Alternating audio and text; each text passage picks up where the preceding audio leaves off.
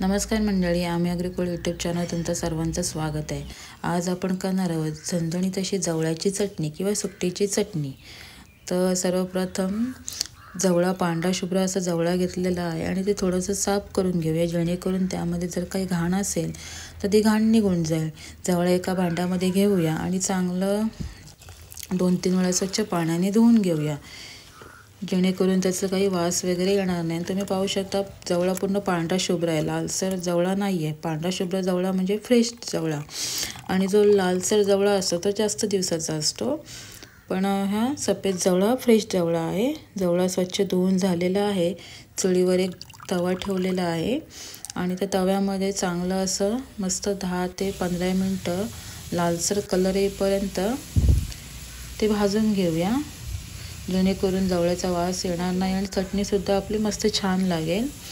तुम्ही याला काय म्हणता हे नक्की कमेंट बॉक्समध्ये सांगा। काही लोक जवळा म्हणतात, काही सुकट म्हणतात, तर काही गोलमा म्हणतात, पण आम्ही याला जवळा म्हणतो। तर तुम्ही काय म्हणता हे नक्की कमेंट बॉक्समध्ये मला कळवा। जवळा भाजत असताना सर्व बाजूने चांगलं परतून घेऊया, जेणेकरून ते सर्वकडून शिजलं जाईल। पाहू शकता जवळाचा कलरसुद्धा बदलला आहे, चांगला लालसर असा। मी साधारण 10 ते 15 मिनिटं जवळा भाजून घेतलेला आहे। जवळा आता एका प्लेटमध्ये जवळा काढून घेतलेला आहे।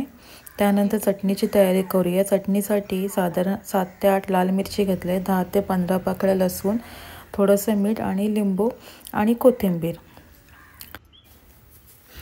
पाटावर लाल मिरची, लसूण, मीठ आणि कोथिंबीर याचं जाडसर असं वाटण करून घेऊया, जेणेकरून चटणीला चव छान लागेल। जास्त बारीकसुद्धा करायचं नाही आहे। इथे तुम्ही मिक्सरचा वापर करू शकता, पण इथे मी पाट्याचा वापर केलेला आहे। तुमच्याकडे पाटा नसेल तर तुम्ही मिक्सरला ही चटणी लावू शकता।